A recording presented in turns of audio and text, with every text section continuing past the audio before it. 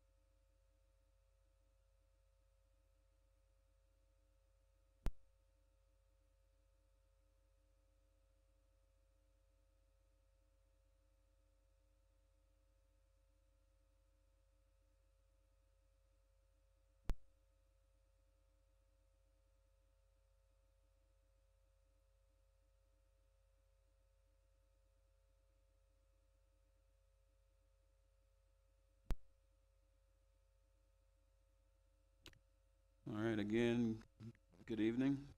We're going to go ahead and get started. Regular agenda. Item 1 is to consider approval of minutes of the December 5th, 2023 workshop and December 5th, 2023 regular session.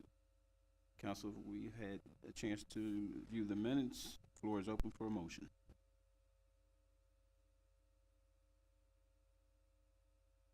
After review, I'll make a motion we approve the minutes of the December 5th, 2023 workshop and the December 5th, 2023 regular session meeting that's been presented. I'll second that. A motion made by Councilman Dale, second by Councilman Chappelle. Madam Secretary, record a vote, please. Aye. Aye. Aye. The vote is unanimous. We'll now close item 1 on the agenda.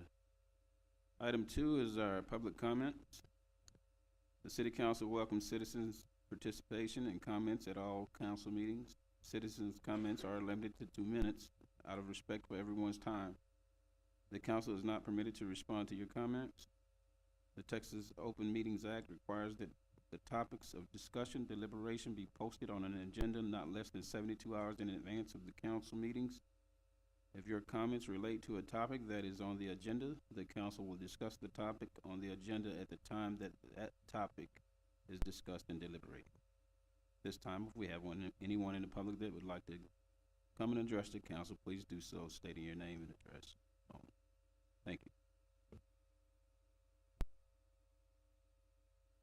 Council, my name is Debbie Corbell. I live in the city of Mount Pleasant, and in reference to the recent water rate proposal, you waited until December to enact an enormous water rate increase that you wanted to start in January. This is going to negatively impact so many families, especially when they can't afford to pay their water bills.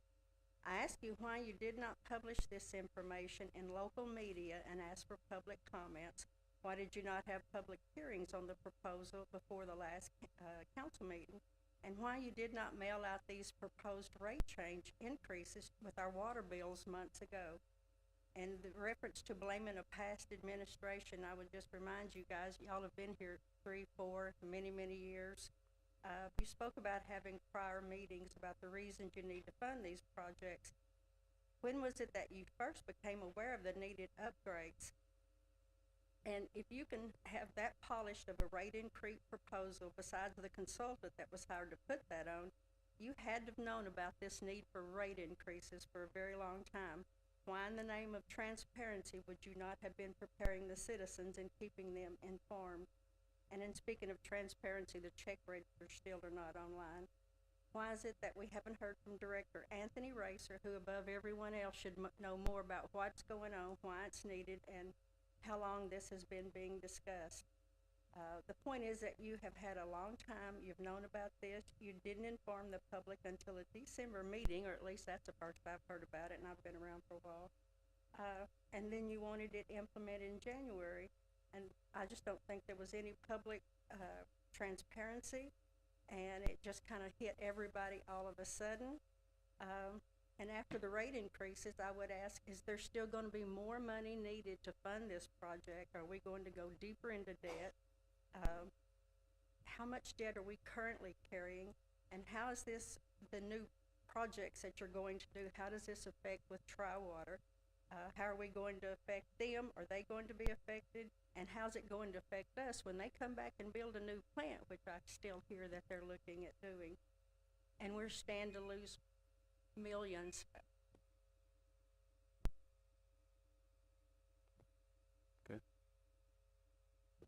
We have anyone else at this time? Okay. We'll go ahead and close that item on the agenda, and we'll move on to item 3. Item 3 is discussion and consider canceling the January 2nd, 2024 City Council meeting. Mr. Thatcher. We realize that our meetings are the first and second Tuesday of every month. The second is on of January is our next meeting.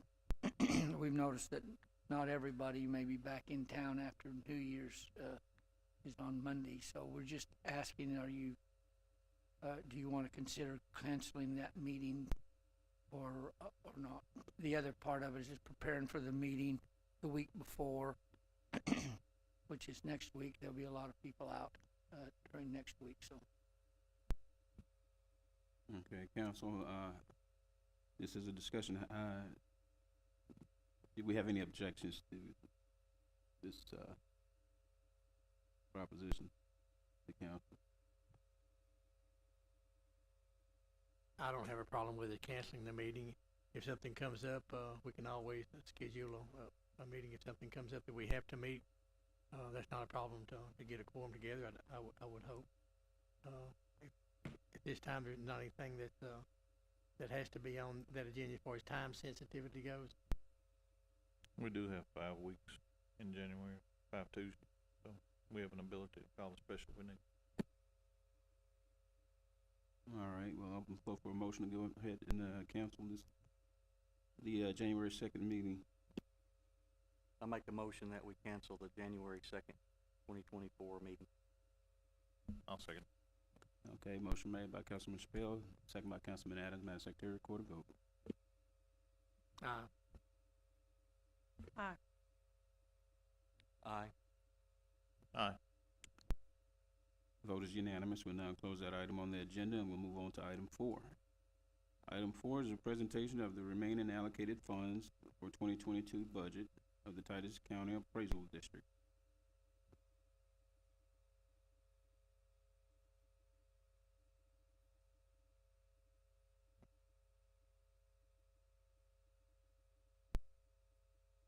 Okay, there you go. Yes, ma'am, you'll need to hold that the entire time. I got it. Thank you.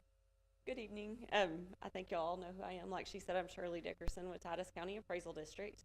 The appraisal district operates on a zero balance budget. I know I've been here before and gone over this, but for those of you that don't know, if we have any money that is left over after our audits and everything clears, that money goes back to the entities in the percentage that they paid into our budget. So after 2022 was all complete, we had about $84,000 left over. Y'all paid 13.04% of our 2022 budget, so I have a check for $11,005.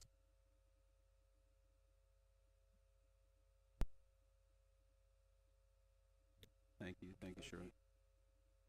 And if y'all don't have any questions for me, okay. And what do you attribute that savings to overall? What were y'all able to do to save the taxpayers that much money? That's wonderful, Ms. Dickerson. We really didn't have any equipment that we had to replace this year, so that saved us a little bit. We had a position, one of our higher positions, that has been open for about 6 months, so that has freed up some funds as well. All right, that's awesome. Thank you.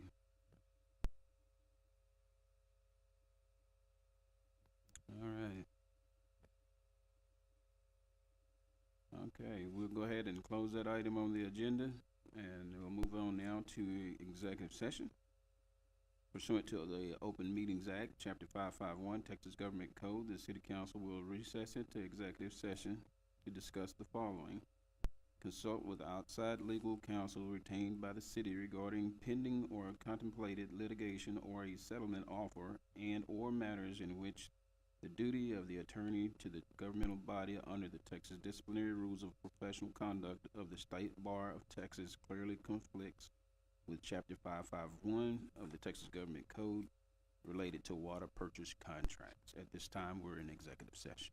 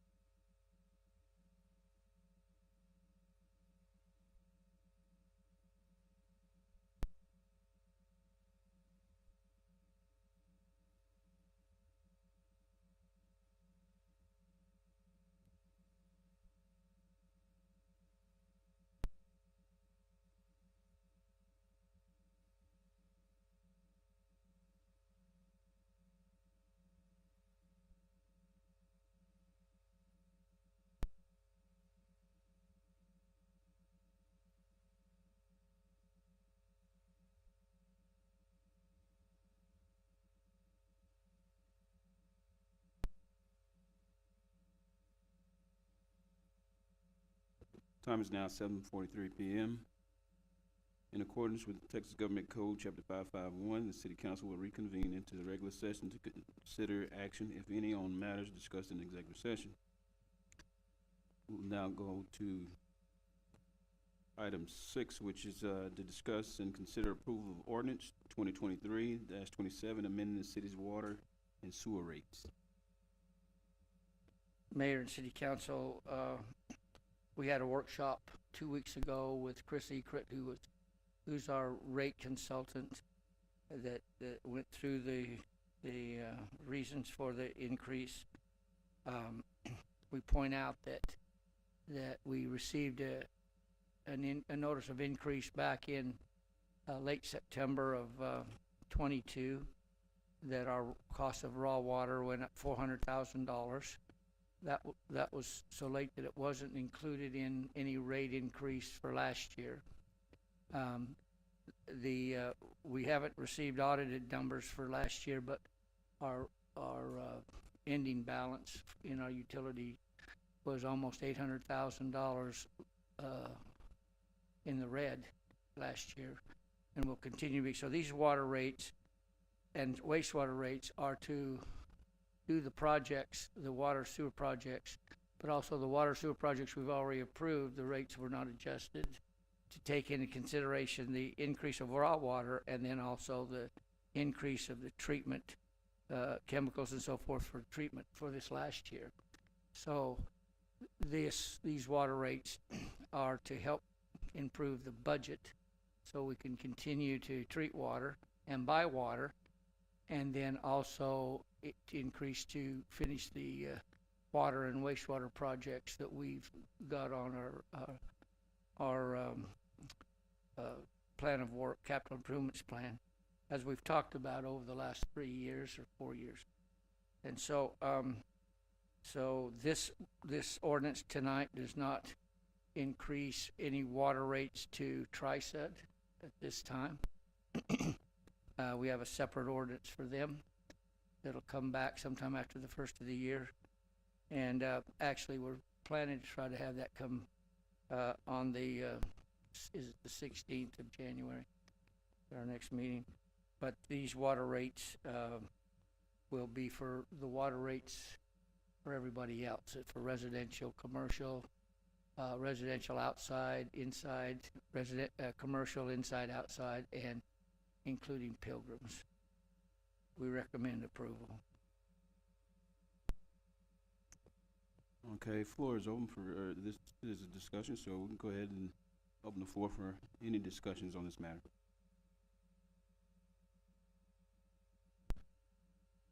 I'd just like to mention a few items here. Ed's mentioned the 400,000 increase in raw water last year.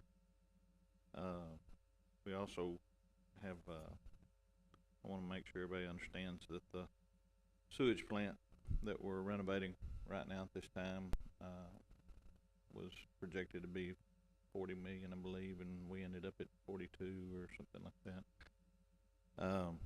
That was, TCEQ had given us notice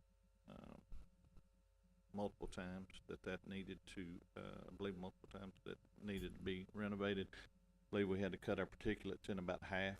I think that was what we needed to do. Anyway, it was a can that got kind of kicked down the road a little bit and landed in our laps. So this council hired an engineer, water and sewer, and we found out that our the LBS station pumps that were supposed to pump 5 million gallons a day were only pumping at half capacity, at 2.5, had always pumped at half capacity. So that's another point that had to be fixed. Of course, it was also something that had never been noticed because nobody had ever looked at it close enough. The TCEQ also mandated that we have to take the runoff water all the way from the sewer plant to Big Cypress. We have to continue that pipeline. We don't get to dump in Little Cypress. so that was added cost as well. Anthony, brought to us a few meetings back that, just one chemical went from 700,000 to 1.4 million a year, just one. The filters on the plant on I-30 haven't been changed in 15 years. I believe they're supposed to be changed about every 12 or something like that. Anthony said that he had done them when he came, was the last time they'd been done. So I think these are issues that I just want to make sure everybody understands, that we spend a lot on infrastructure, and when you do that, a lot of times you're doing things that have bypassed or just somebody kicked the can down the road. And I've taken a point not to kick that can down the road anymore. If you travel up and down I-30 very much at all, you can go from Rockwall to Greenville to Sulphur Springs, and there's not a huge change anymore. Used to, there was a huge change from city to city. But if you look at the growth that is taking place, places like Cattle Mills, if you get off the interstate a little bit, if you look at the growth in those areas, those are things that are coming here if you're prepared. If you're not prepared, there are things that are going to Texarkana. So we cannot neglect our infrastructure anymore. In the past, Mount Pleasant has not set up the infrastructure on Interstate 30 like some of the other towns have done. One of the main reasons we had to complete the sewer pipeline and around the city, it was to bring the sewer capacity from the north side of the interstate. There was no more capacity. No more capacity means no more growth. No more growth means your town's dead. And we've got an interstate highway running through, not to mention a state highway of 271. So we can look at this a lot of different ways. I look at it as an investment in Mount Pleasant. I came back here 12 years ago, and I invested in the town that I grew up in. And I made a commitment when I got on this council to do the same, to invest in Mount Pleasant. And that's what I've done. I've made my votes based on infrastructure, on a lot of things, but it's things that had been kicked down the road. And I'm not willing to kick those things down the road anymore. So when we vote on these tonight, everybody has their own ideas of what they want. But I want Mount Pleasant to grow. Because it's not just good for me, it's good for everybody. So if we're talking about 40 and 50-year raw water lines that are dilapidating and needing help, I'm willing to make the vote to bring those up to date. Those are on the backside of this. Those are things that we have to look at. So I'm going to make a motion tonight to approve ordinance 2023-27 for the growth of Mount Pleasant. I'll second that motion. All right, we have a motion made by Councilman Adams, second by Councilman Dale. Madam Secretary, record a vote, please. Aye. Aye. Aye. Aye. Vote is unanimous. We'll now close that item on the agenda. This time we'll move on to item 7. Item 7 is deliberation and consideration of a plan of finance prepared and presented by Hilltop Securities and provide authorization to staff and financial advisors to proceed with plan of finance to issue certificates of obligation series 2024.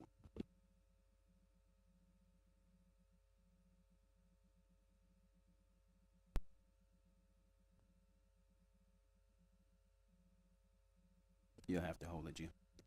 Good evening, Mayor, council members, citizens of Mount Pleasant. My name is Jim Sabonis. I'm the city's financial advisor.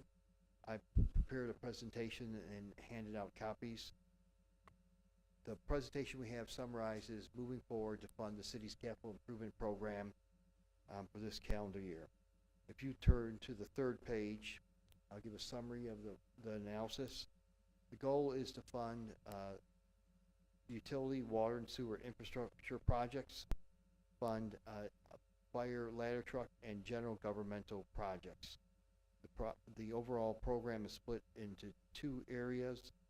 The utility fund will be capital improvement program will be approximately $24.5 million.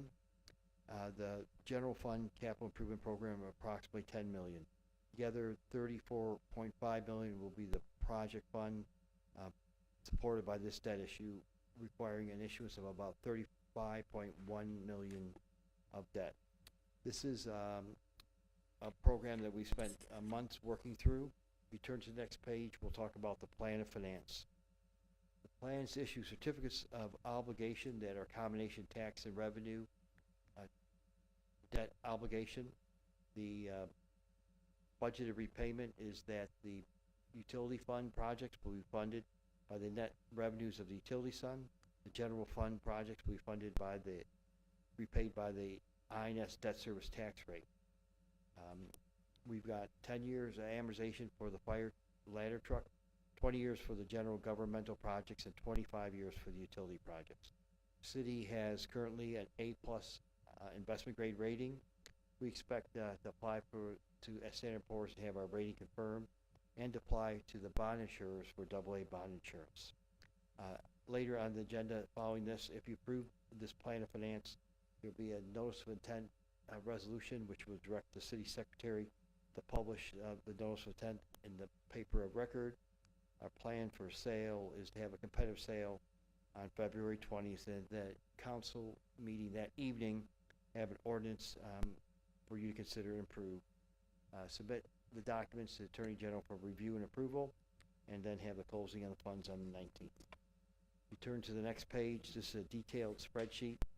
In summary, this actually takes a very conservative projection of the city's taxable assessed value, and we look at the existing debt outstanding.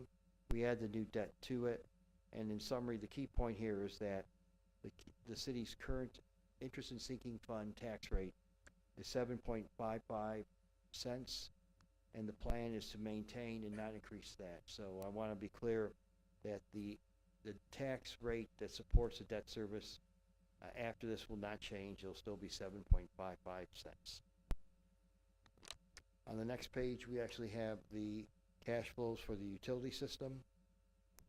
This page actually looks at the existing debt that the city has in its utility system, adds the new debt for the utility fund capital improvement programs for 2024, and comes up with a total debt service.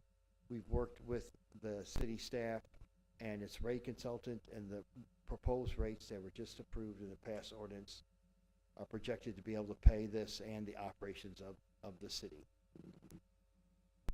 On the next page, we actually have the schedule of events. As I indicated, on tonight's agenda, we have a notice of intent to issue the certificates of obligation.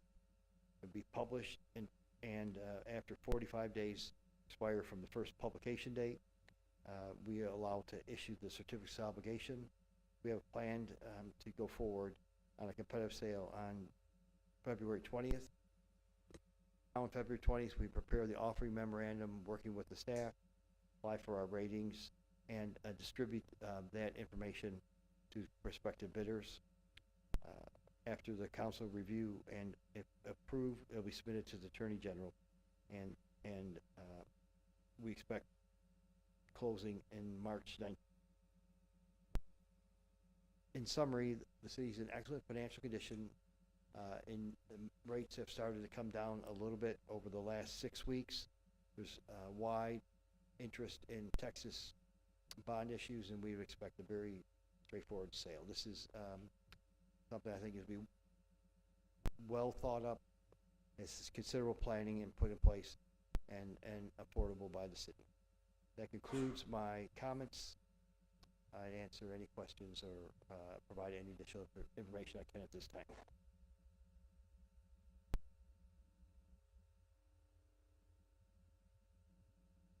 Yeah, I need you. Jim, do you foresee the rates dropping any? That's a difficult question to answer. They've dropped and they seem to stabilize at the current time. And I think, after the Christmas holiday, after we see the reports of the, retail sales and overall with the effect of some of the international activities, I think we'll have a better feel. But for right now, our economist believes that we're stable for the foreseeable future in the time frame that we have right now, which is about 40 basis points off the high that we had late November.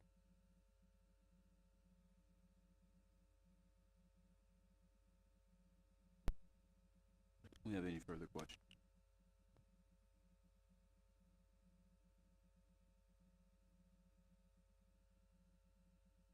Okay, I do have a question for clarity. We're on item number 7. Is this just a presentation, or is there something we're about to vote on this? Does this include both figures, the one for the infrastructure and then the one for the other roughly $10 million that we're voting on? Cause I don't think they should be lumped together. Those two bonds, there's that 10, roughly, I'm just rounding near, I had to find that page, for the other things that we need, not the water, not the sewer. There's those other operational things, so I don't know if, can we separate those? Yeah, it's called governmental projects, and it was $9,906,500. I just wanna make sure that it's, when the motion is made in a minute, that they're two separate items.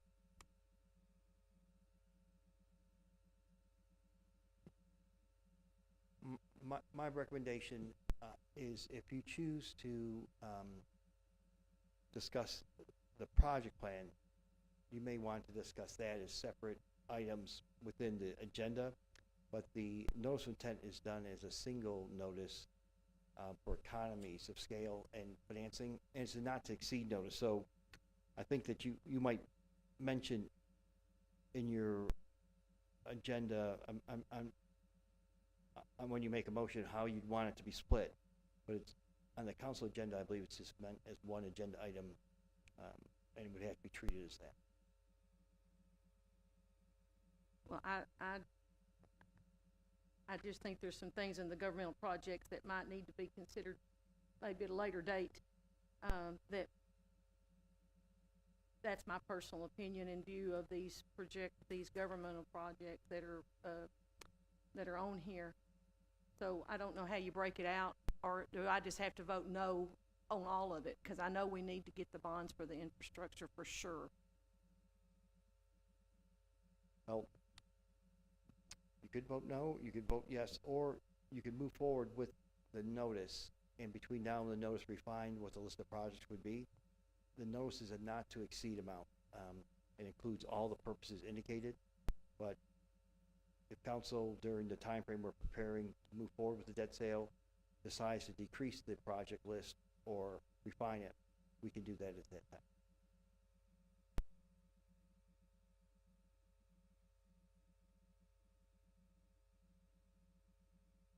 So this motion would be a not to exceed the 34.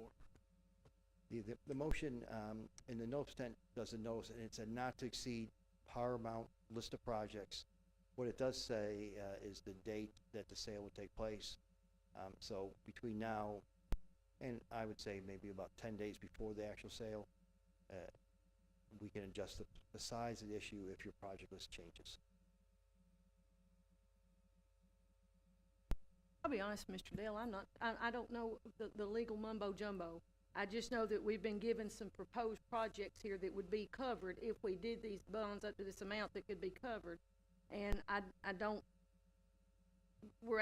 do we want to borrow money for stuff that we may not approve later on, these multi-million-dollar expenditures here on this page called governmental projects?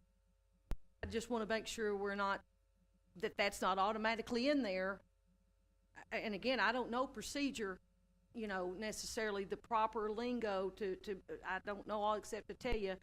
And I wish we had the money to do all this. I just think we're gonna need to wait on this street for $2.6 million and that's being talked about, and the other things. I'm not ready for that myself. What, as Jim said, if you approve this to go ahead, and we'll let Carrie also talk to this, then we could say that we're gonna, you can, like say, making your motion, or you can just tell us, we wanna review the projects before we do the next step, would we? And then we can define that down. Yeah, you're not necessarily voting on that, you're voting on the amount.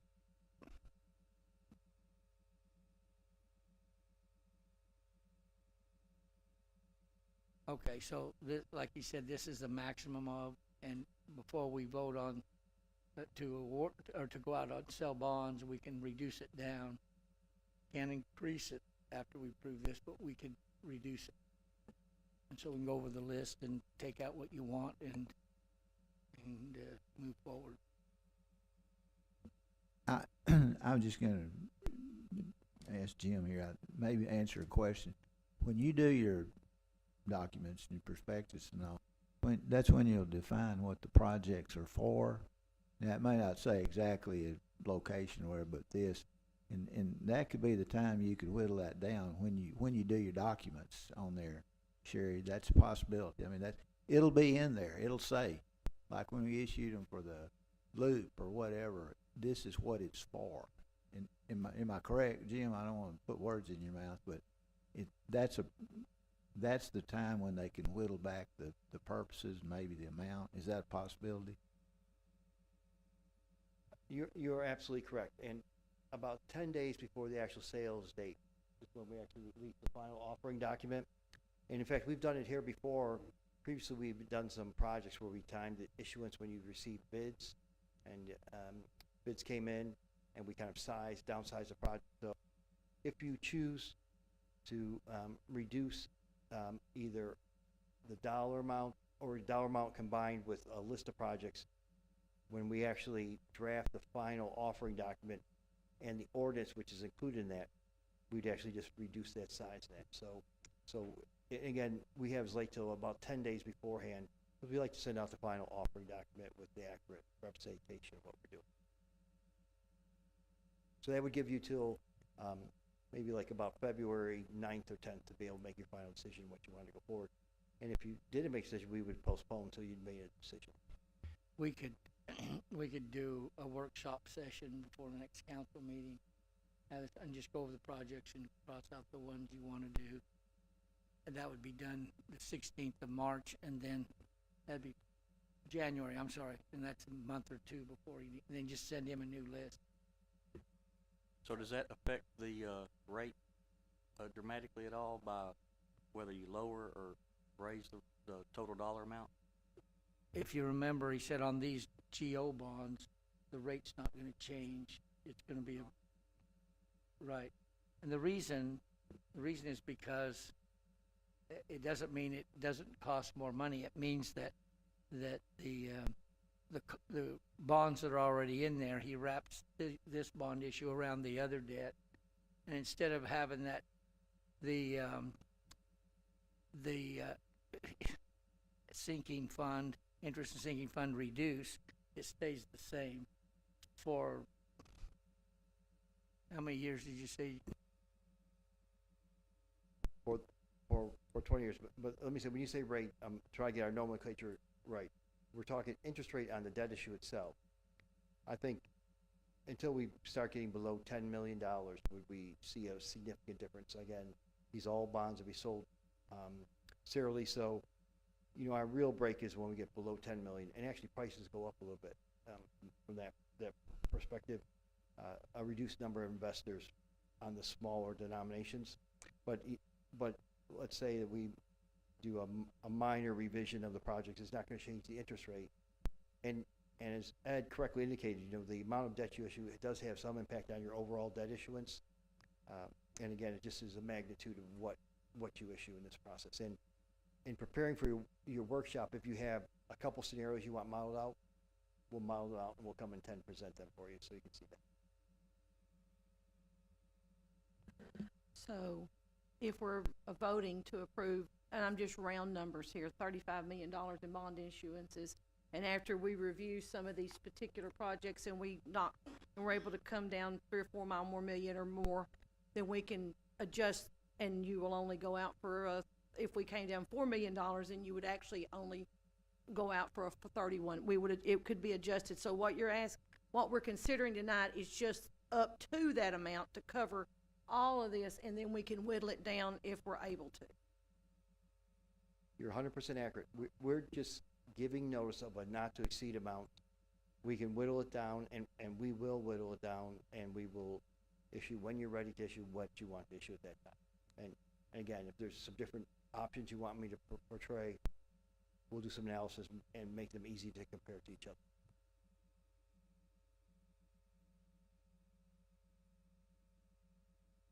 Okay, do we have anything further? All right, floor is open for a motion on this item.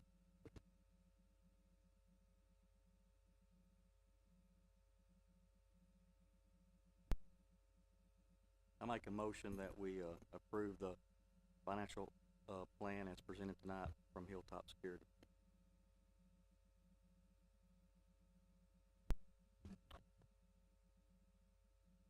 Okay, we have a motion made by Councilman Chappelle, second by Councilman Dale. Madam Secretary, record a vote, please. Aye. Aye. Aye. Aye. Vote is unanimous. We'll now close item 7. We'll now move on to item 8. Item 8 is to consider resolution 2023-20, directing publication of notice of intention to issue combination tax and revenue certificates of obligation. What this is, council, is authorization from you to go out and prepare the notice in appropriate time to the public that we have intention to go out for bond issue. So this is part of the procedure that's required by law.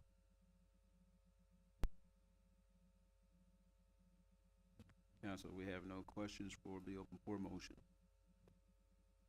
I'll make a motion that we approve the resolution 2023-20, directing the publication of a notice of intention to issue the combination tax and revenue certificates of obligations has been presented. I'll second it.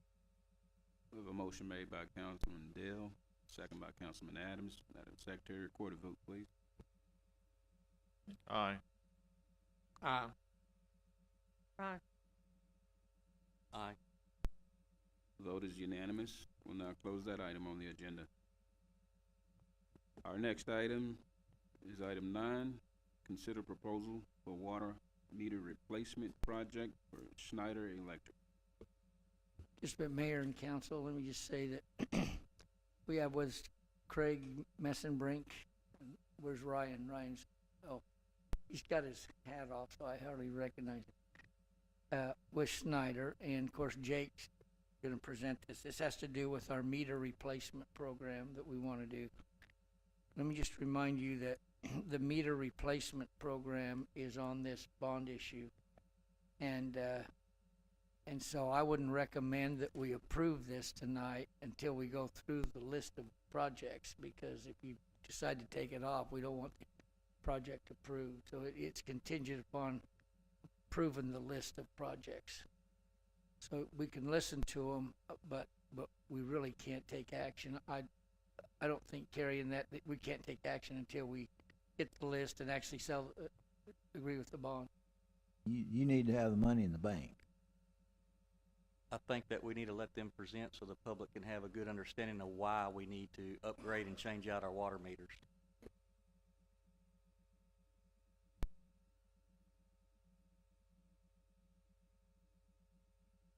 Thank you, Mr. Thatcher, Mayor, Council. Yeah, we're bringing this project, what's the meter replacement, meter optimization project to y'all for consideration.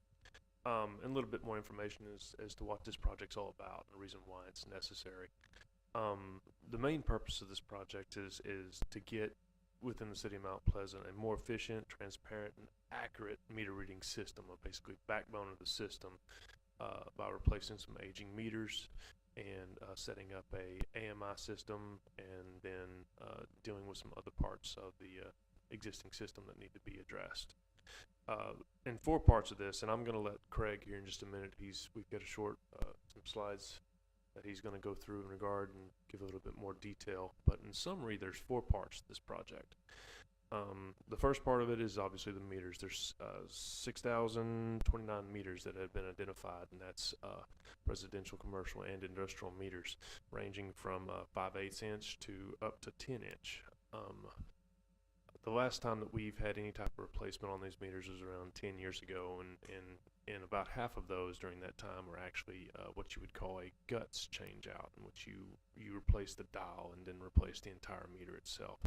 So you've got some aging infrastructure there that you don't have the accuracy necessary to get a good read on in some cases. The second part of that, and the second part of that is the meter box replacement. As part of this, second part of that is the AMI system, which is an Advanced Meter Infrastructure System. Currently, the city is operating on a drive-by read system. That's a lot less accurate. You've got to have staff out, and constantly it causes additional rereads if something doesn't pick up from the street or something of that nature. Physically going out there and having to make sure that you get the correct read. With the Advanced Metering Infrastructure System, you're able to pull that data remotely, and that allows you a lot of opportunities for leak detection, for maintaining accuracy within the system, and in monitoring the system in general, both from the city standpoint and on the customer standpoint. In addition to replacing the meters, we're also going to be doing the boxes. As part of the AMI system, there's a transmitter that has to be installed on top of the box. Transmitter can be installed on a plastic lid. A lot of our existing meter boxes are concrete lids. Those will need to be replaced, so that's part of this project to make sure that we're good on the transmitters. And I apologize, the transmitter is actually not placed on top of the lid. The transmitter is attached to the meter inside the box, outside, away from eyes and away from any type of impact. But the signal won't go through the concrete lid, which is the reason why it has to be changed out.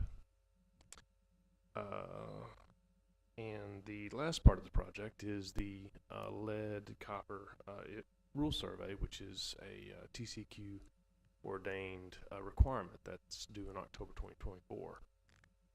This is something that's been kind of in the works for a little while now, and since we're already going out and working on these meters, it seemed like an easy decision to go ahead and have this study performed, since the city's required to do so anyway. I went a little bit longer in regards to summary, but I'll go ahead and give it over to Craig, and he can give you a little bit more details on this project.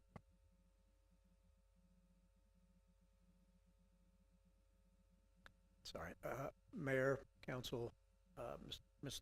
Thatcher, Craig Messenbrink with Schneider Electric, and we've been here in the city for the last 6 or so months getting this project organized related to the water meter replacement.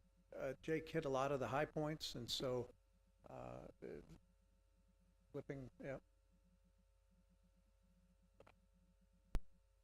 I know that's small. Everyone here has a copy and again, Jake hit some of the high points already, but basically over 6,000 meters replaced with the AMI infrastructure, which is going to allow for a lot of additional troubleshooting, real-time leak detection, things that I believe the citizens will really appreciate. Usage info real-time, and all of this being able to be accessed from a handheld device, a mobile phone or an iPad. The LCR component, I don't think has been emphasized enough. Maybe this is due in October. It's a required physical inspection of every single meter to verify the existence of lead. And since we are opening up all 6,000 meters and making those changes, the project is scheduled for 6 months in duration to get through about 1,000 meters a month. And so, with plans to start in January and get done in July or August. And so what you just mentioned, I think, in making sure that the bonding capacity and the timeline for that, I just want to be sensitive to when we start and finish the project. I believe that, and Kerry, you can correct me if I'm wrong, but there's a thing called a reimbursement ordinance. So once we know that this is a project, this may not be a project council wants to do, but if they decide in January that it is, then we can pass a reimbursement ordinance that says we can spend money that we have now in reserve with the idea that once the bonds are sold, we'll reimburse ourselves. So we could kick this off sooner in January if it is again, they gotta say that's a project we want, and then we would have them pass a reimbursement order. Absolutely, okay. Thank you. I just wanted to emphasize that. Down there at the bottom, you know, some of the benefits, we are getting the LCR rule requirements met from this. There's low flow accuracy that's going to increase, and especially for the commercial customers, that's going to be a big event because some of those big 6, 8, 10-inch meters have a lot of slippage currently, and so that these new technology meters take care of that. There's going to be the improved operational efficiency that Jake mentioned. The improved transparency, I think, for the citizens, the ability to both see and monitor usage on a real-time basis is going to be a great feature, and then the reduced maintenance that Jake talked about. Also, something that was mentioned here earlier, I think, that's worth noting, and that is that this system puts in the backbone for future growth, and so you're actually setting yourself up for the future here, and giving yourself that piece of technology related to plug and play on that future growth.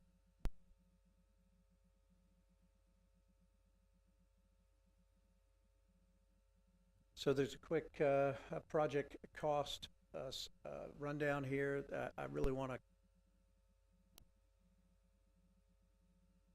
I apologize. It's a PDF. Yeah. Can you maybe just blow it up? Yeah. So the theme here is that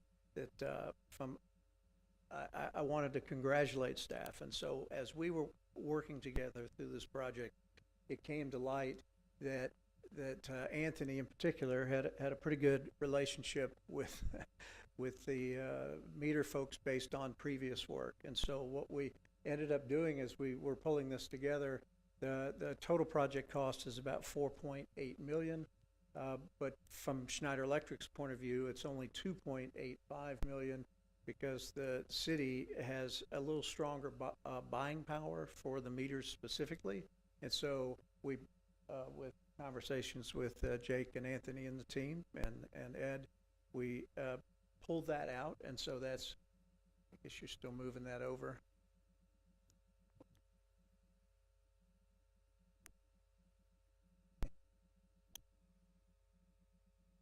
The theme here is that it's 2.856 would be the contract with Schneider Electric. 1.999 is the current proposal that the city has in front of them for the meters themselves. We would do the full install, full warranty support. We have a performance guarantee associated with this. That would all be in place with this procurement model. And so we think this brought great value back to the city. I think that, and then some box analysis that we did late in the game probably lowered this project cost $600,000 to $800,000. And so again, this was a collaboration, a partner effort with the administration, and I think we came to a great result. The next page is a cash flow based on the operational and revenue generation component. You can flip back, but it's not necessary. It's even smaller. Sorry about that. So this one, you can go to the next page because it more in a bar chart highlights. So we're talking about more than $9 million in savings and revenue over the 20-year period, and since we're just looking at a $4.8 million cost, there's gonna be excess even after interest and escalation of more than 3.7 million in excess. So this is one of those projects that's actually gonna be paying back as you go forward in time.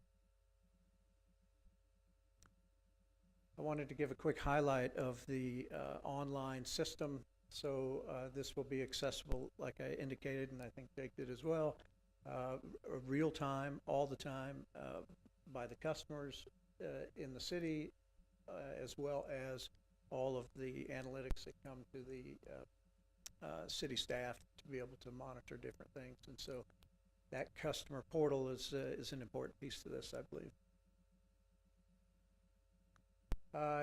And that's really about it. The last things here are just some things about Schneider Electric. More than 275 projects in the state of Texas. Been around 30 years doing this specific kind of work, and so we are, and we're doing a lot of these water meter projects in different places in the state. Want to highlight that there's also marketing and public awareness that goes along with this. We can partner with your communications team and put out various pieces, whether it's written materials, website materials, videos, and different things that help highlight the benefits of the project.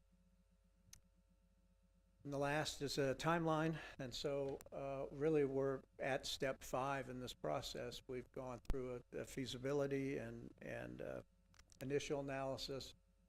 We went through an investment grade period now in the design and development period, and so we're here today with the proposal for the construction event. The construction is slated to take about 6 months of time in the field, maybe another 2 months of software, and then be wrapped up in late Q3 of this year. And that's assuming we get going. And then there's a guarantee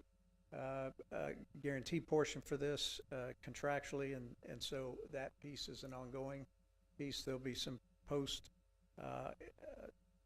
post-construction M&V work that's done, and some manual work as well, to make sure that everything continues to work going forward.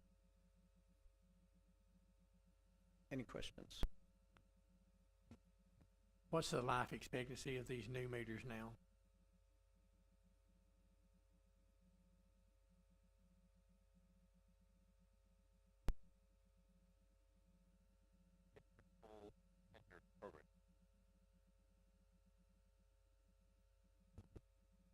The ones we have now, we put in probably, 10, 12 years ago, is what we did on the ones we have now. So that's, I guess the life expectancy is about twice as much now.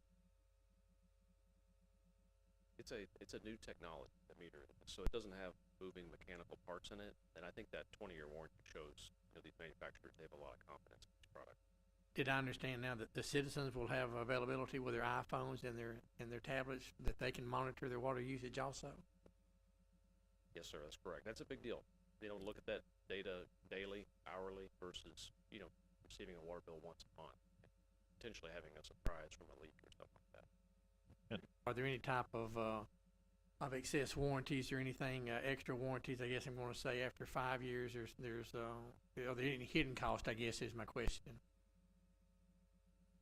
No, this project is meant to be complete turnkey.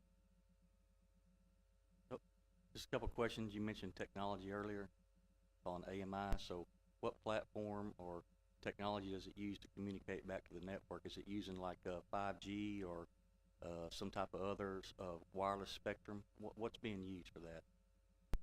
The manufacturer has their own set of FCC approved frequencies, and so it's pretty much, it's not conflicting with any other radio frequencies around, but it is their own spectrum. They have FCC license for those radio frequencies. The equipment's installed on the water towers themselves. Does that answer your question? And also, will you, because of this newer technology, I'm assuming that there'll be software updates and things of that nature that from time to time will be pushed to these water meters, because you might find a defect or a bug in the way it meters the water, And also, I'm assuming there's some type of calibration that goes through at some point, because any type of electronics has to be calibrated, a certain period of time. So do you know any of those details? I'm not familiar with software updates being pushed back to the meters. I don't think that's common, because these same meters can be manually read, of course. They have registers on them, and they can be done with a drive-by system, which is one-way communication, just pulling from the meters. I'll look into that. That's a good question. And then the second part, what was the second part of your question? Calibration. But real quick, you're saying these meters have a 20-year lifespan, basically. Well, in 1 year, a lot of updates can occur just on your cell phone alone. And I know with technology, there's always patches and fixes going out for viruses, because you got hackers trying to get in. That's another thing you have to be aware of, is hackers trying to get into that network, get back into the city's network. So we have to be aware that we have, that's secure as well. Yeah, that's a fair point. Like I said, I'm not familiar with it, and I feel like it's not likely, since they can operate standalone, like traditional read, or in a drive-by situation, which is real common, where there's no communication back to the meter, really. So I'll look into that. That's a good question. I don't know the answer to that for sure. I have to think there's some option to update those things, but I don't think it's common. I would say they come from the factory calibrated. They test them at the factory, high, intermediate, low flows, according to the American Water Works Association. Same kind of testing we do, and so they're going to come from the factory calibrated. So the factory is guaranteeing 5 nines of reliability for 20 years. I just don't see that. I mean, I'm just saying, so if you could do me a favor and look into that, because it's hard for me to comprehend that they can guarantee for 20 years that that device with that circuit board in there can do its job accurately for 20 years without having updates or calibrations, et cetera, or even sometimes maybe having to change a component out. So I'll definitely look into it. But yeah, they do have that warranty. It's not just on the meter, it is on the accuracy itself. So that says quite a bit. Mr. Chappelle, on the meters, what you're asking is on the calibration stuff. We have a contract when we get it signed and done that if anything goes wrong with that meter, they replace it for free. And I know previously with the ones several years ago, of course, at that time, that was the state of the art also. I mean, it was a newfangled, it wasn't going to get any better. And we really had some issues with those starting out. And of course, naturally, I think we were probably the only one that they had any problems with, but we did have problems with them. I do remember that. And I'll mention that on the slide in your packet with the cash flow, that there is an annual fee for the platform, right? The web-based platform. And within that comes free updates, or not free, but within that annual service fee comes all of the updates, software updates to the platform, the front end, everything that people access. And so that will continue to march forward, as you said, right? And with that fee, that annual fee, does that also include 24/7, 365 support for the local city guys that maintain that? Yes, it does. Yeah. If y'all would, just take a couple of minutes, because I sat through a little meeting with y'all, and I can't even remember how long ago it was, but anyway, I did, and could y'all explain just a little bit how the survey portion of this equates? I want everybody to understand, we have to do the survey regardless whether we change the meters out or not. And you have to verify both sides. Is it copper or lead? I don't care. And so that's 6,029 times that we have to verify what's on either side of that meter. And if we decide to do this, y'all are willing to do that for us.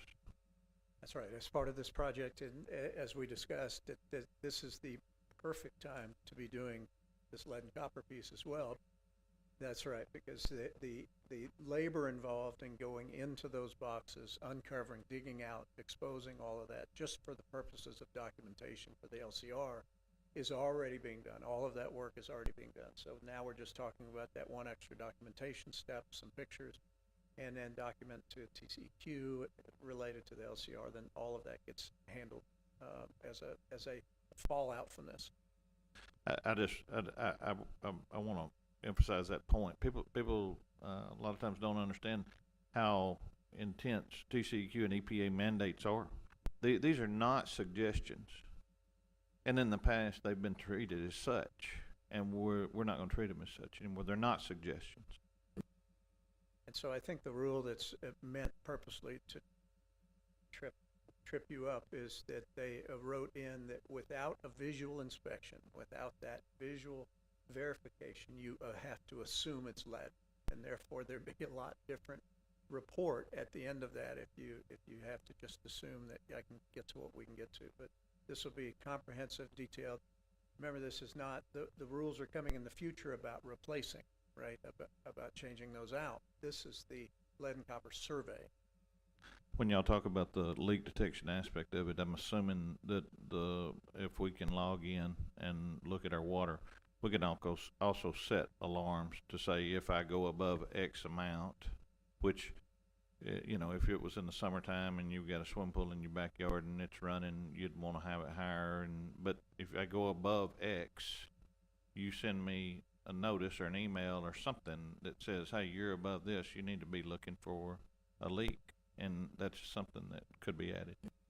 100%. That's part of the system. A standard component of the software system is to even the users themselves can set that threshold via the software. But certainly the city would set a certain threshold that the system would notify them. It could automatically, based on the account information, email or text the end user to say, look, your consumption has gone up by 200% in the last 12 hours, you might want to check something. I mean, basically, we're going from, you know, a chisel and a hammer and an iron tablet to an iPad. So another question back to technology on these meters. Will our current water tower infrastructure be able to see all those 6,000 meters, or will we have to put repeaters in anywhere that we know of? Through this study, will you be able to determine that? It's a mixture of the towers, and there are a handful of repeaters. And so there is a radio wave propagation study that'll be done to confirm that there are not topographical issues. So we don't expect to have any trouble.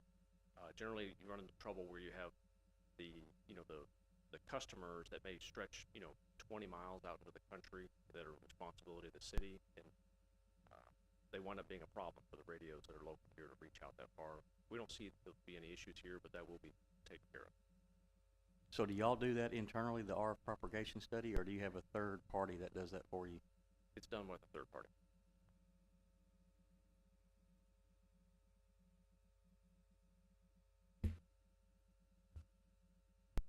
Are these run by batteries? Batteries have to be updated.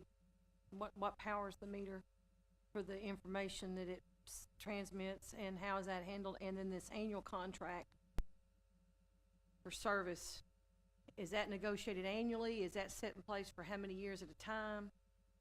Can you go out for bids on that with other companies? Is that tied to this company? I'm concerned about the ongoing cost of, I'm not concerned, but I'd like to be clear on what to anticipate for the future 5, 10, 15 years down the road with that part of it. Sure. The batteries are covered under that same warranty, the 10 years full, 10 years prorated. So it's part of that same warranty. The warranty is pretty impressive when we think of it, considering the meter, the battery, and the accuracy. So talking about the yearly cost, that is with the meter manufacturer. So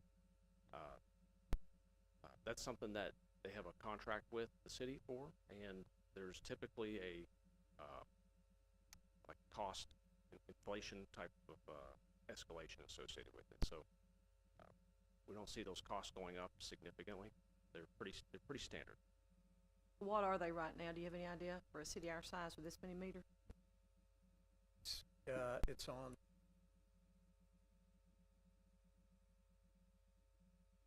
It's on the cash flow related Allegro base station times 2, and the Harmony hosting total of about $11,500 annually. Yeah, 11,500. And you guys have done about 270 of these projects around the state, you said? Yes, sir, various projects, including these water meter projects, yes.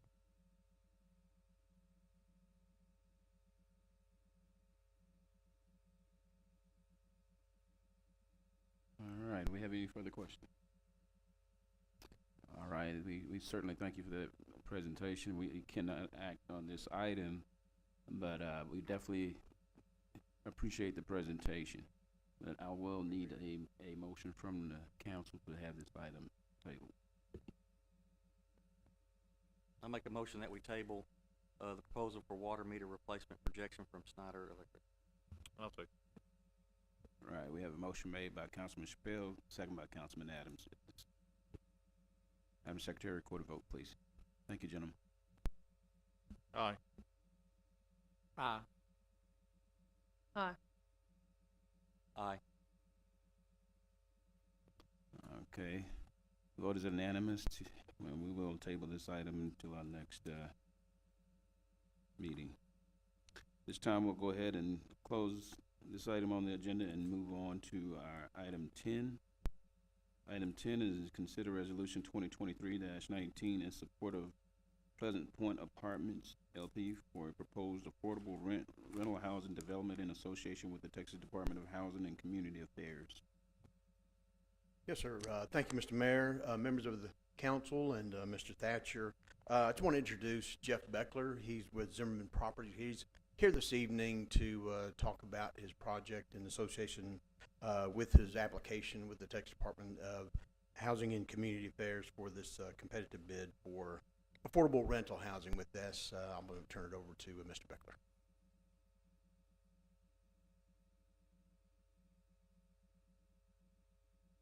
Good evening, Council, Mayor, Mr. Thatcher. Thank you for having me. My name is Jeff Beckler. I'm with Zimmerman Properties. We are out of Springfield, Missouri. We develop affordable housing. A constant thought on my mind throughout being in the audience tonight was talk of growth. With growth comes housing. So Zimmerman, we are proposing some housing at 1708 West 16th Street. I believe you guys have the packet that David prepared. Just really some brief points. This process goes through the City of Austin and the Texas Department of Cultural and Community Affairs. It's a very competitive process. One of the more competitive things that I've ever done. This application will compete with 300 other applications across the state of Texas. It's a point system. I truly like to call it workforce housing. These residents will have to prove, affordable housing has a mystique about it sometimes, and that mystique is because people don't understand exactly what it is. These residents have to prove income, prove employment, credit, criminal background checks. It truly is workforce housing. Zimmerman, we do have upwards of 30 developments in the state of Texas. We actually are a partner in Mount Pleasant right now with Lakeside Apartments. That development, the last time I checked, was 100% full, so the demand and the need for more housing is there. I'm before you today because through this process, the department likes to see community support, and rightfully so. So I'm before you. We need the resolution of support for the housing application to the state. Without it, the application does not move forward. Again, I reference points. This item is worth, I believe it's 17 points, and deals are lost by 1 point. So obviously 17 points, there's no moving forward without your support. Again, very competitive process. The pre-application date occurs, I believe, January 6th, and there'll be a full application date in March. It's a very long process, but a lot of due diligence is done until they finally award developments in the month of July of next year. Trying to think if I've missed anything. You'll notice on the packet, I've already had our engineer and architect kind of lay out what we're thinking. We're thinking 48 to 60 units of multifamily housing. 2 and 3 bedroom units. There will be amenities, fitness center, library, computer center, playground for the kiddos. Services will also be offered for the residents that seek them. Really great program. I'm excited about this one for Mount Pleasant because I do know the demand is there. We hit certain income bands of Titus County. Don't want to get too far into the weeds, but that's really why it's a true workforce housing. So 80% and below of Titus's county area median income. We hit different income bands because obviously a first-year teacher is going to be a different income band than a server at Applebee. So you kind of have to hit all those income bands, and that's what I really am proud of the program for. So I kind of threw a lot at you, but please, any questions that you have.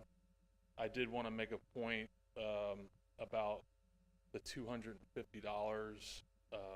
That again is a state requirement in the resolution.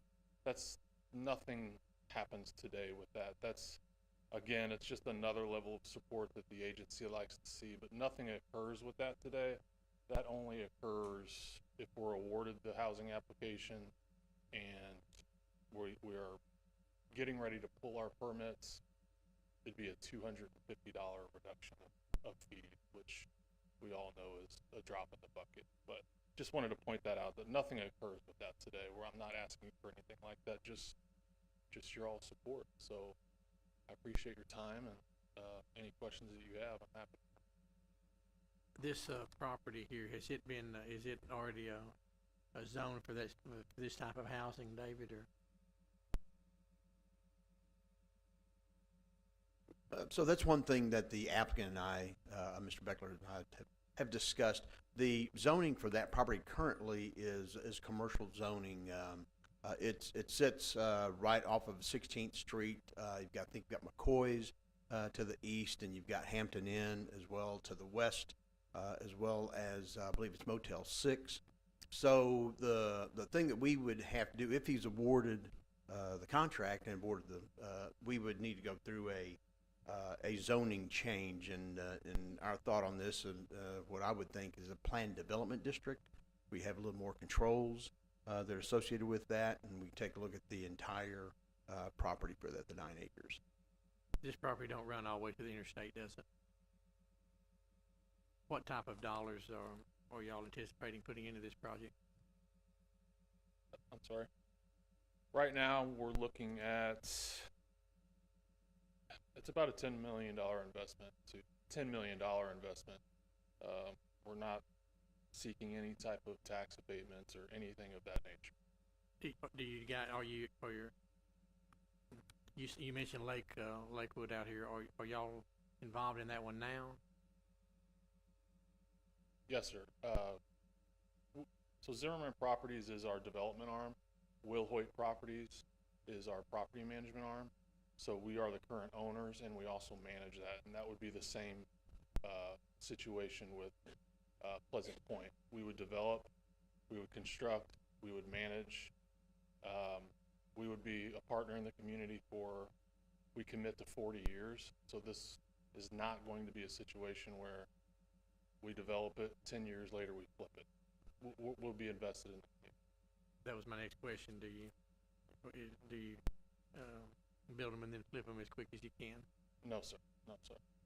Most states, again, I reference points and being competitive. States don't like to see that. So they give you points for electing, to stay with this development for multiple decades. So that's what we do. And I'll have to ask one other question. This has no EB-5 money involved in it?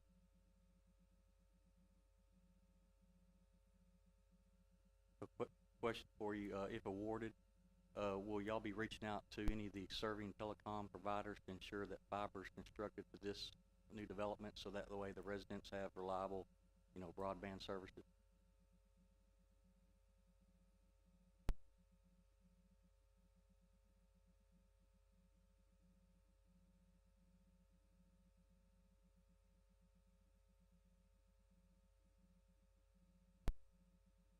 Can you tell us, how does the site score as far as, and everything's based on scores? Can you tell us how that site scores?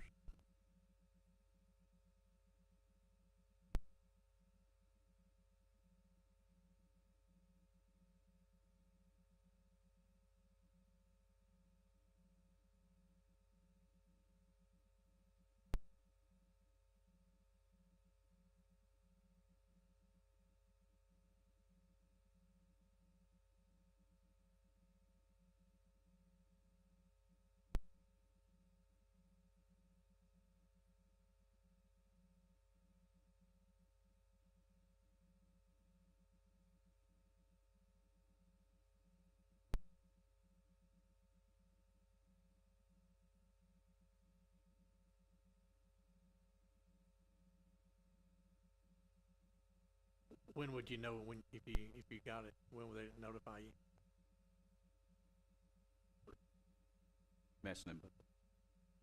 Sorry, officially third week of July. Now, Texas, the state agency, is good about posting application scores along the way. Applications will fall out, they'll take points away on some. I would suspect by June, first week of June, second week of June, we're gonna have a really good idea whether this will be the winner or not. Maybe even before, but I don't like to put the cart before the horse. I'd just like to take just a few minutes. You mentioned what I discussed earlier about growth. As most of us know, that 67 corridor, if you'll go back to the east, just up next to the park, there's some more apartments there as well that has been expanded, and that's good. You mentioned affordable housing. I want to make sure this isn't for you, this is for our public, because we have a few on Facebook and social media that like to peddle in outright lies and innuendo. This is not immigrant housing. So when they go out and say that we're bringing immigrants into town with Chinese immigrants with EB-5 money, or we're paying people to come to town, I just want to make sure people understand that is not what's happening here. What you're witnessing is growth, okay? And like I said, it's coming this way, and if we'll get prepared for it, we can reap the benefits of it. But when I just, it irritates me when I see people that get online and try to make out. We've had several apartment complexes come up to us in the past, within the last year or two. And notably, people want to peddle what their opinion is. And even if it is EB-5 money, it's not immigrants coming to town. And if it is, can they afford to live in the apartments? We're not paying anybody to come to town. This is affordable housing for normal husbands and wives that are working and contributing to our town, and their children are going to our schools, and they're citizens of this country, okay? And so I just want to make sure before we get started, we're inviting people to come in, but we're not inviting or paying immigrants to come in. I just want to put that out to the public.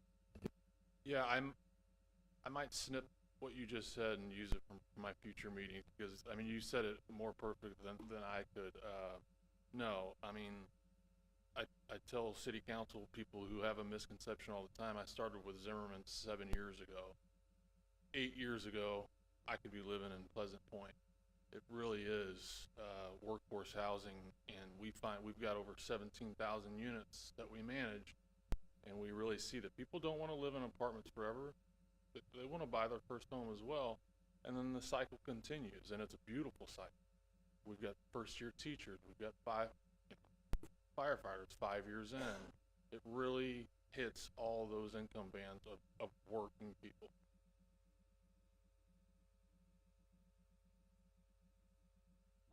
Just as a point of history, a few months ago, a year or two ago, wherever the timeline was, there was another project that made application, and they did not have their zoning in advance on the property here north of town.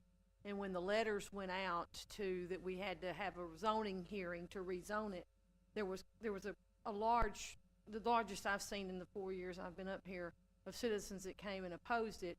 And it was ultimately the zoning, and unfortunately, they got approved. My understanding is to go ahead with that project, do y'all understand that because you're getting the zoning, if needed, after the approval, if for some reason there's enough concern and input from the community to not go forward with that, y'all are prepared to take a risk on a property that's not already zoned for this? Yeah, a good question as well.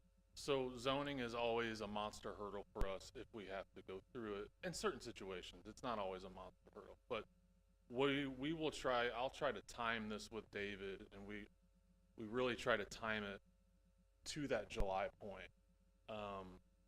That way, if we do not receive our zoning in May or June, you know, we can just pull the application. Because again, they will award in July. Ideally, you don't want to have to worry about your zoning after you're awarded because of those concerns. So we try to time it so that won't happen. Also, the zoning's a tricky thing because it's not something you can just vote no on because you just don't want to do it. I mean, if it meets certain requirements, like it meets our master plan, our comprehensive plan, and so forth, then and you meet all the things, you really are kind of by law, you got to go with it. If you don't, you're voting against your own comp plan.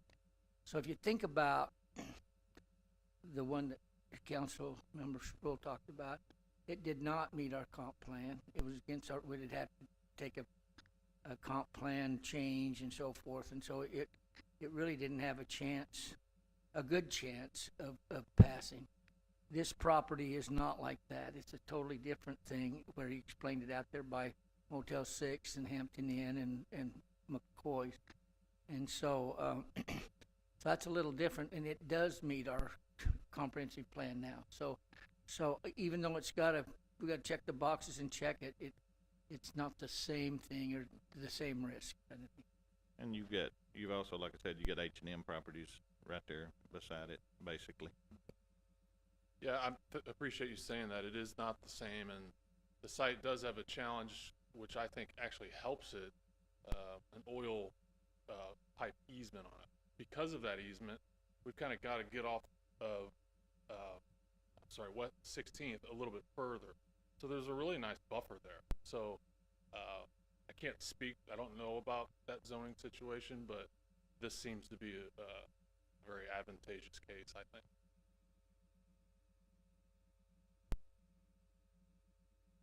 All right, council, we have any further questions? Let me mention one other thing. A couple of years ago, we had 3 of these type applications. Steve Martin with the Housing Authority had one. Of course, he had one recently that we just talked about, but he had one 2 years ago, 2 or 3 years ago. And then there was another, so there was 2 other ones all at the same time. And we voted on all of them, giving them approval, knowing that only one of them could get it. But and then once that happened, before they chose, I got a call from our state representative, Hefner, and he said, which one do you want to go with? And he said, I've got to recommend one, but you've got 3 of them, so you got to tell me which one you want me to go with, kind of thing. So we kind of got to think about that. If another one comes up, I don't know that we have any other ones, do we? Where's David? No, Steve was going to come. So to date, I have not heard from Steve or any others. I think Michael Fogel was the other one who had a couple of properties here. He hasn't submitted anything to me at this time, but right now, this is the only one that I have. I'm not saying you can't approve all of them, but it would help me to if we do 2 or 3, to let me which one you want when Cole calls me, because then I can tell him, our Representative Hefner, then I can tell him which one we want, because he's only going to recommend one. They will, one of them, the site scores will adjust based on, so whichever one site scores the best is the one that'll get it anyway. So I recommend this one, Mr. Thatcher.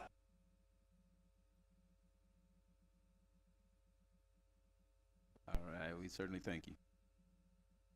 Okay, we have no further questions or comments on that item. We'll go ahead and open the floor for a motion. I'll make a motion that we approve this resolution 2023-19 in support of the Pleasant Point Apartments LP for proposed affordable housing, rental housing development in association with the Texas Department of Housing and Community Affairs that's been presented. I'll second that. Okay, we have a motion made by Councilman Dale, second by Councilman Chappelle. Madam Secretary, record a vote, please. Aye. Aye. Aye. Aye. The vote is unanimous. We'll now close that item on the agenda. Our next item is item 11.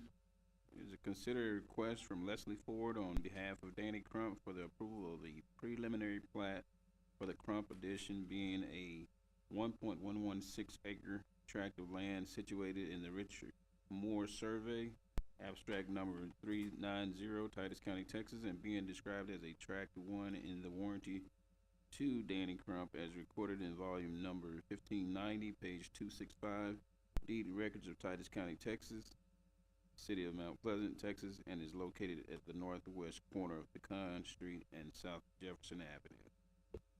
Yes, sir. Thank you, Mr. Mayor and members of the council. And as you can see, the property, as you indicated, it's on the northwest corner here. This is West Pecan. Of course, you got South Jefferson located here. What the applicant is looking to do is to, there we go. Well, now it's not stopping. Sorry about that. They're looking to develop a tunnel car wash on this particular lot, and they're going to have access off of West Pecan Street. They're going to have, they're still going through the engineering process as we speak now for getting sanitary sewer here, and the water, those should be coming off of West Pecan as well. And so right now, with this being a preliminary plat, this is essentially the beginning stages of the development. So we'll still need to go through site plan, and what'll come before you as well will be a final plat in the very near future. With that, I do have conditions of approval that are listed in staff's report. This went before the Planning and Zoning Commission as well on December 12th, which was last week, and they are forwarding a recommendation of approval to you. And with that, I'm available for any questions that you may have.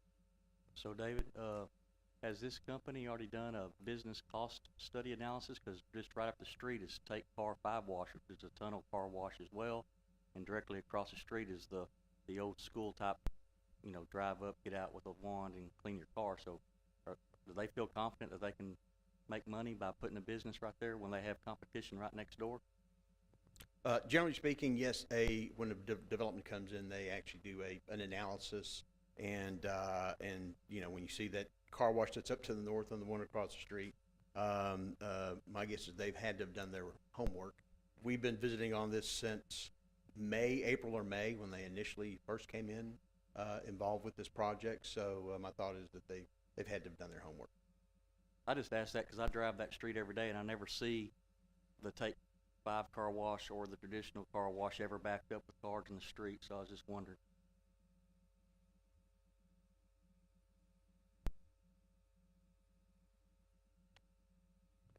Thank you, sir. Thank you. Any have any further questions? All right, I'll open the floor up for a motion. I'll move the preliminary plat for the Crump addition. I'll second that motion. A motion made by Councilman Adams, second by Councilman Dale. Madam Secretary, record a vote, please. Aye. Aye. Aye. Aye.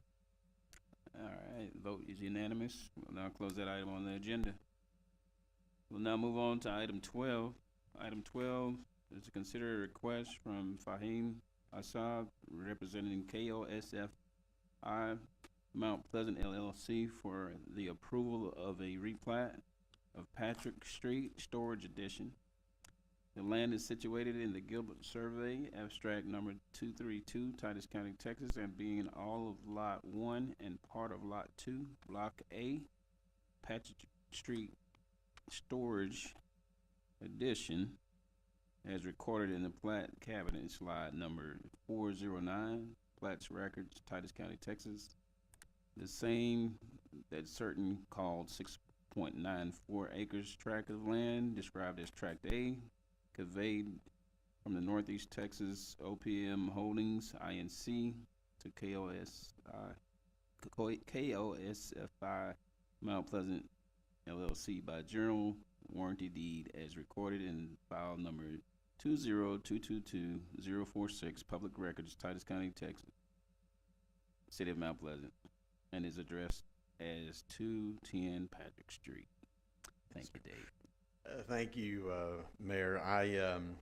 My presentation probably be shorter than your reading of the caption, so my apologies. I'm gonna work on that. The project is located on Patrick Street, just north of here. This is an existing facility now, and what the applicant is doing is just expanding their use on here. This is the layout of what they are proposing to do. They're adding 3 buildings here for a total of about 36,000 square feet of additional storage for the site. And so this is the final plat. This will finish this project out. We administratively approved the site plan in October. This went before the Planning and Zoning Commission as well last week on the 12th, and they are forwarding recommendation of approval, and staff is recommending approval of the plat as well. I'm available for any questions that you may have. David, no issues with the existing utilities? No issue with the existing utilities. This is laying out all of the necessary easements for the site as well.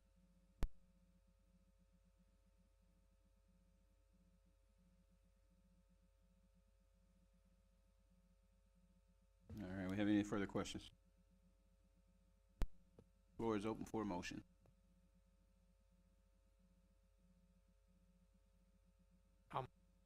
I'll make a motion that we approve this request representing the KOSF 1 Mount Pleasant LLC for the approval of the there on Patrick Street Storage Addition has been presented by David. I'll second that. Motion's been made by Councilman Dale, second by Councilman Chappelle. Madam Secretary, record a vote, please. Aye. Aye. Aye. Aye. Vote is unanimous. We'll now close that item on the agenda. Our next item is item 13, which is our city manager's report. Mr. Thatcher. Mayor and council, I want to thank those of you who were able to make it to our employee party the other day. I think it was a nice party, and most of you, I mean all of you that went told me how nice it was. Employees enjoyed it, and in fact I had some before the party said I hope we have a same kind of party as last year because it was real fun. They really appreciate it. They appreciate the fact that our city attorney came, and we appreciate that he came and I was represented there, and they appreciate the remarks you made. And so so anyway, just want to say that, and also that wish y'all a Merry Christmas, because I won't after this week. Of course, Christmas is next week, so I hope y'all have a Merry Christmas. And I don't have anything else unless you have questions. All right, council, we have no further questions?